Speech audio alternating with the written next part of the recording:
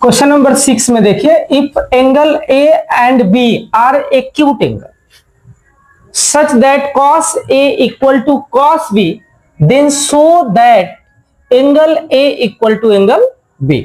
इस क्वेश्चन में बच्चों आपको ध्यान जो देना है वो ये देना है कि राइट एंगल कौन सा है ये दिया नहीं है, बट एक्यूट एंगल दिया है, यानी ए और बी जो है वो एक्यूट एंगल है, तो जो सी है वो क्या होगा, राइट एंगल होगा। तो एक ट्रेंगल आप बना लें।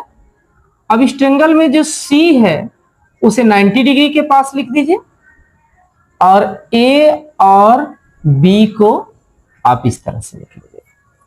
अब देखिए इसमें क्या करना है बच्चों, क्वेश्चन डिफिकल्ट नहीं, बस थोड़ा सा आपको अपने माइंड का यूज करना है।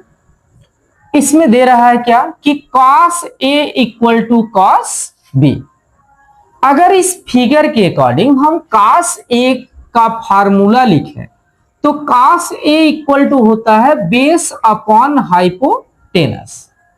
अब बेस क्या है बच्चों, देखिए एंगल A के लिए जो है बेस क्या है, यानी इसके सामने का साइड जो होगा वो परपेंडिकुलर हो जाएगा, 90 डिग्री के सामने का साइड हाइपोटेनस हो जाएगा, तो जो सी ए होगा वो क्या हो जाएगा, बेस हो जाएगा।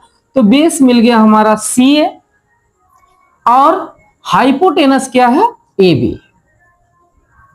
उसी तरीके से आप cos b की भी वैल्यू फाइंड आउट कर लीजिए। cos b इक्वल टू जो है फार्मूला तो यही होगा, इसका भी बेस अपॉन हाइपोटेनस।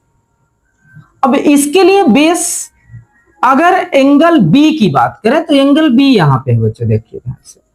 अब जिस एंगल की बात आप करते हैं उसके सामने का साइड परपेंडिकुलर हो जाता है और उसके पास का जो एडजेसेंट साइड होता है वही बेस होता है। तो यहां पे BC क्या हो गया, एडजेसेंट साइड हो गया, BC अपॉन हाइपोटेनस फिर क्या हो जाएगा आपका, AB हो जाएगा। अब ध्यान से देखिए आपका जो कुछ गिवन है वो क्या है, cos A equal to cos B। तो cos A equal to cos B है।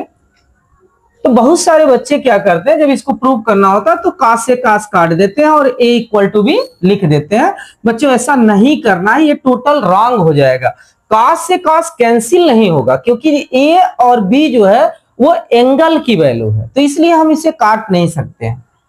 आप क्या करिए, cos A का जो हमने ये फार्मूले से आपको जो वैल्यू फाइंड आउट कराई उसको पुट करिए। cos A इक्वल टू निकला है CA upon AB equal to cos B की वैल्यू जो आई है BC अपॉन AB, ये आया है BC अपॉन AB। अब देखिए AB और AB सेम है तो ये कैंसिल हो जाएगा और यहां से मिल जाएगा आपको CA इक्वल टू BC।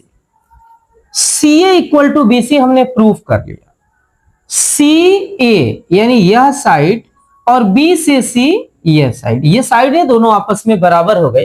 तो 9th क्लास में आप एक थ्योरम पढ़े थे कि अगर कोई साइड इक्वल हो तो उस इक्वल साइड का अपोजिट जो एंगल होता है वो भी क्या होता है, इक्वल होता है। तो जैसे मान लीजिए हमने CA को BC के इक्वल लिया तो CA के सामने का जो एंगल आ रहा है, कौन सा एंगल आ रहा है बच्चों, एंगल B। और BC के सामने का जो एंगल आ रहा है वो कौन सा एंगल आ रहा है, एंगल A। तो यहां से आप कर सकते हैं कि angle A equal to angle B। किस रूल से आप लिख रहे हैं, because opposite angle of equal side. ये थ्योरम हमने 9th में पढ़ा था।